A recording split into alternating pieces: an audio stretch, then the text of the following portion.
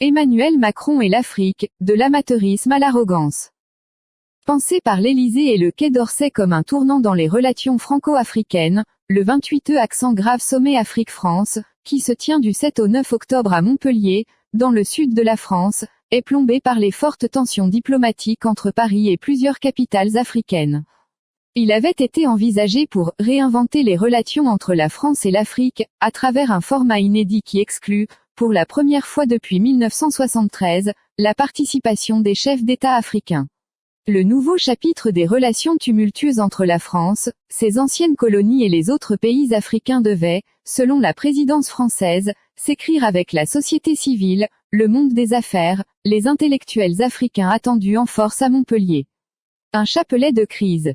C'est sans doute un mauvais coup de destin pour le 28e sommet Afrique-France. À la veille de son ouverture, la diplomatie française s'est fâchée avec plusieurs pays d'Afrique subsaharienne et du Maghreb. Avec le Mali, les relations ont atteint un point de non-retour après la décision de Bamako de signer un accord de coopération avec la société privée de sécurité russe Wagner. Alors que les autorités de transition maliennes voient dans ce choix un acte de souveraineté, la diplomatie française y trouve une décision déloyale. Rien ne semble indiquer aujourd'hui que les deux parties iront vers un apaisement. Le contentieux diplomatique et militaire entre la France et le Mali vient s'ajouter au bisbille entre Paris et la républicaine centrafricaine qui portait également sur l'arrivée de Wagner dans l'ancien précaré français. Même si la diplomatie française s'en défend, les autorités centrafricaines voient dans leur difficulté à obtenir des visas pour la France une forme de rétorsion qui ne dit pas son nom. Simple maladresse ou sentiment de superpuissance, la France a ouvert en même temps que les deux pays subsahariens une crise diplomatique avec l'Algérie, le Maroc et la Tunisie, en décidant de diminuer de moitié le nombre de visas accordés aux ressortissants de ces trois pays au motif qu'ils ne coopèrent pas assez pour le renvoi du territoire français de leurs nationaux en situation irrégulière.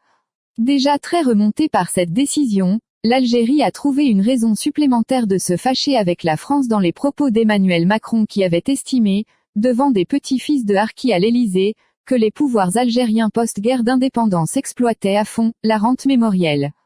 Un logiciel diplomatique démodé. À supposer même qu'il n'y ait pas toutes ces crises, Montpellier n'aurait pas accouché d'un nouveau chapitre dans les relations entre la France et l'Afrique. Le 28e sommet repose sur la politique du fait accompli dont la France est souvent coutumière avec l'Afrique. C'est la France et la France elle seule qui a décidé qu'elle n'inviterait aucun chef d'État africain. Sans concertation, ni service après-vente pour expliquer aux dirigeants africains pourquoi ils ne seront pas accueillis dans le sud de la France. En tout cas, la rupture dans les relations entre la France et l'Afrique commencera lorsque les dirigeants français changeront de logiciel et commenceront à traiter d'égal à égal avec leurs homologues africains. Sur ce point, personne n'a oublié la bourde diplomatique de Macron qui a annoncé en décembre 2019 à Bruxelles la tenue d'un sommet entre la France et les chefs d'État du G5 Sahel alors que ses homologues du Burkina Faso, du Mali, de la Mauritanie, du Niger et du Tchad n'en étaient même pas informés. L'attitude des dirigeants français dans la crise malienne est venue achever de convaincre que le sommet de Montpellier ne suffira pas à poser la première pierre du chantier des relations réinventées entre la France et l'Afrique. Des relents colonialistes. Entre amateurisme et arrogance coloniale, le président Macron, la ministre des Armées Florence Parly et le ministre des Affaires étrangères Jean-Yves Le Drian se sont adressés au Premier ministre malien Choguel Maïga comme à un sous-préfet de la République française.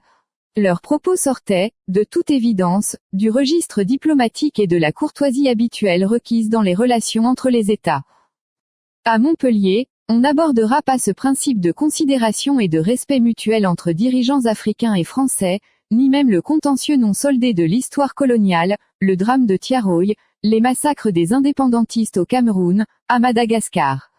Tout s'y passera comme si en préférant la société civile aux dirigeants africains, la France va réinventer ses relations avec l'Afrique. Il faut donc bien plus que des innovations de forme et un dialogue entre le président français et des Jeunes Afrique le vendredi 9 octobre pour réinventer les relations entre la France et l'Afrique. Source, Monde Afrique.